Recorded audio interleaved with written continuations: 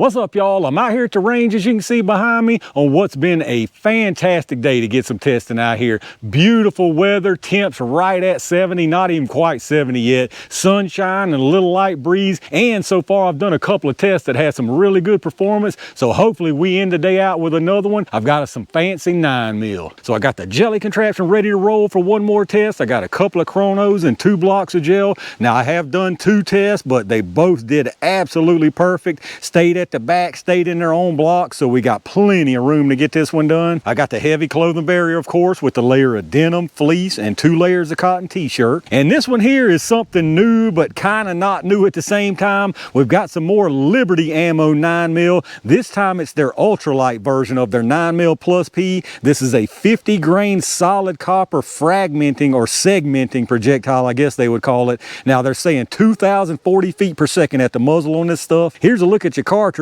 and this is actually the only difference that I'm aware of between this ultralight and the regular civil defense. It's the same weight, same velocity, but the cases are different. As you can see, this one's got that Shell Shock NAS3 case on it, the multi-piece case. I believe it's some type of alloy and aluminum there, so very, very super light. I mean, this feels like you're holding nothing. The whole entire box almost feels empty when you hold it, so definitely a big weight difference. Now again, the projectile is a solid copper plated projectile that segments off all the way around here, and then you got that little base, center base piece, the little disc that keeps on going. Now the good thing about this stuff, it's not really my thing. I've talked about it in the past. I'm just a big fan of a big, strong, heavy chunk of lead. This stuff does exactly what it claims to do, though. That's the benefit of this. It does exactly what it claims to do almost every single time without fail. Now I've got a couple of different barrel lengths to test it from, as always. I've got my Canik Mete MC9 with the 3.1 inch barrel for a shorty, and instead of going all the way up to a G17, I know I've tested this stuff in a longer barrel before.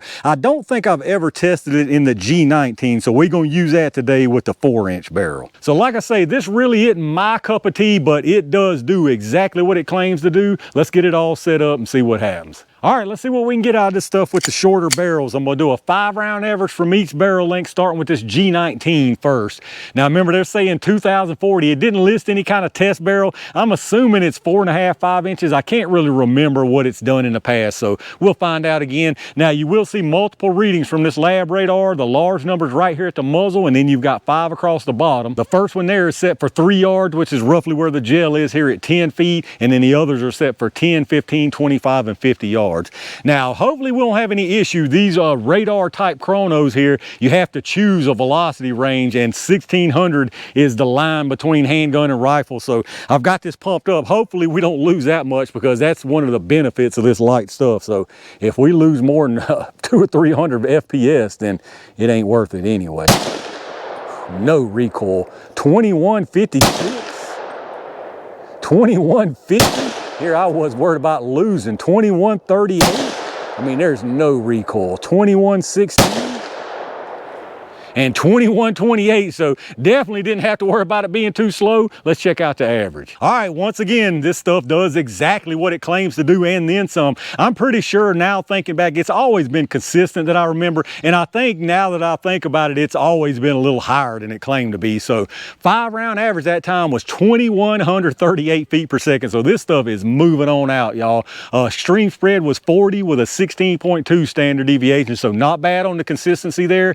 2138, I mean, there's no doubt it's going to do what it's supposed to do. It does almost every single time. But let's reset things right quick and see what the MC9 does. All right, let's see what we get from this 3.1 inch here. Now that I think about it some more, I believe the only time that I've had any of this type of ammo not meet or exceed the advertised velocity wasn't even Liberty's ammo. It was that Pilgrim ammo, basically the same stuff, but it was their 380. It was incredibly slow compared to what it was supposed to be. But I'm pretty sure this stuff right here, this Liberty ammo, has always been faster. Let's see what we get from the MC9 here, y'all. 2024. Again, just almost we didn't get nothing there. Let's try that again. 2024 again, I believe. 2020. 2056. Let me grab one so we can make it 5. All right, last one here. in 2016. So once again, nearly non-existent recoil on this thing. Let's check out the average. All right, so we pretty much still met that advertised velocity even out this MC9, not quite, but 2,028 feet per second average. We had a 40 extreme spread with a 15.9 standard deviation. We did have one up to 2056, so that was over the 2040 advertised. I'm not sure what barrel length. It may be a 4-inch barrel length, but even that exceeded what they advertised. But 2028 here, and if you remember on the G19, it was 2138, so you're talking about 110 feet per second more from less than an inch longer barrel. That's a big difference right there. I mean, I guess that really doesn't mean much because they're both well above what they're supposed to be doing. All that being said, we already know what's going to happen. This stuff is going to fragment, give you a nice little starburst pattern to fill pretty much that whole entire face of the block, and then that center is going to go probably 12, 13 inches. But let's get this stuff all reset. Y'all know what time it is. All right, y'all, it's can ultralight take them out of the fight jelly time. We'll put one from each barrel length into the gel. Start with this G19 first. Again, there's no doubt this stuff's going to do exactly what it claims to do. Let's see what happens. All right, that should be just exactly what I'm expecting. Let me go check it out.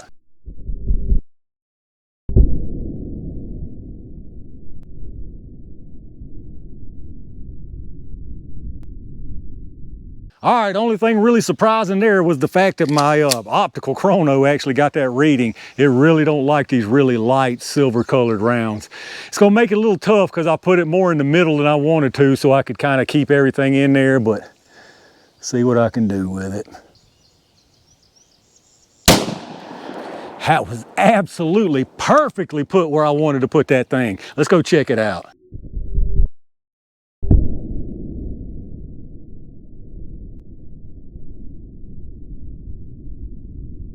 All right, let's check this stuff out down here, y'all. I've got you flipped over. This is from looking from the top. This would have been the top of the block right here. So that one right there is the G19. That was the MC9. I'll put it over on this front side on purpose so I could flip this over and give y'all a good view. Nothing surprising here. Long story short, this stuff did exactly what it's supposed to do, exactly what it does every single time. To me, that is the biggest benefit, in my opinion, of these rounds right here. They are incredibly consistent. You know exactly what you're going to get every single time with these. Now, as far as what you did get, they look very similar here. You can see nearly the same as far as performance, a little bit more energy, obviously, because more velocity, but you can see what happens here. It comes in within the 1 inch, probably 3/4 of an inch to an inch, immediate, just all the pieces, all kind of fragmentation, huge, massive energy dump. It dumps all of its energy right there. So that's why a lot of people really like these things. They feel like that right there is enough to stop a fight. They actually will go through, you know, the very lightest level 3A stuff. I'm talking about the fiber stuff, you know, light Kevlar, light aramid. As soon as you step it up to the PE stuff, just a little bit stronger stuff,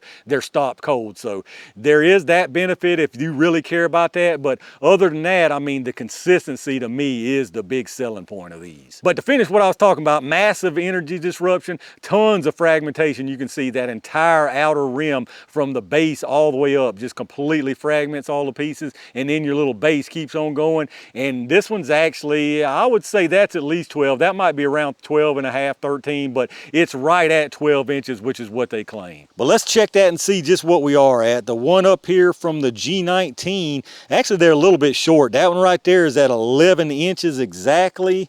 And then this one from the, well, I mean, if that one's at 11 inches, that means the same thing here. So both of those actually stopped right at 11 inches. And here's your close-up look at them. There's absolutely no denying that they are impressive looking as far as that big old energy transfer, all that fragmentation right there. I'm just not sure how I feel about that right there. All that little tiny fragmentation that leaves you, again, with just a little small disc down here. I'll weigh that out. I can't remember exactly how much they lose, but that's my big hang-up about these rounds. And then here you are from the top, same thing basically. Very consistent. They do just exactly what they claim to do pretty much every time. All right, let's check out these projectiles, y'all. Or I guess I should say what's left of the projectiles, just your little disc piece here. Same thing it does every single time. Again, just incredible consistency here. You can see there. it breaks off all the way around the entire, you know, that's the base of the cavity right there. So your entire walls all the way around completely fragment off all the way down there to the base and then leave you with this little disc. Again, same exact thing that happens every single time. I don't think I've ever had one of these not fragment like it was supposed to. Now, as far as the numbers, we're definitely gonna have a big loss right here. They started at 50. This one from the G19 is down to 28.8 grains. So huge, huge loss right there. I mean, that's close to 50% right there. And then this one here from the MC9 is exactly the same, 28.8 grains. Not a surprise because they look exactly the same the way they fragmented. And then as far as the sizes, I'll get us a diameter and then a thickness on it. It's gonna be a little tricky because you got some little tiny pieces. So you got 366 with those little shards sticking out, and then a thickness of 163. And then this MC9 one here, looking at 365 with a thickness of 167. So there you go, y'all, the Liberty Ammo Ultralight 9mm plus P.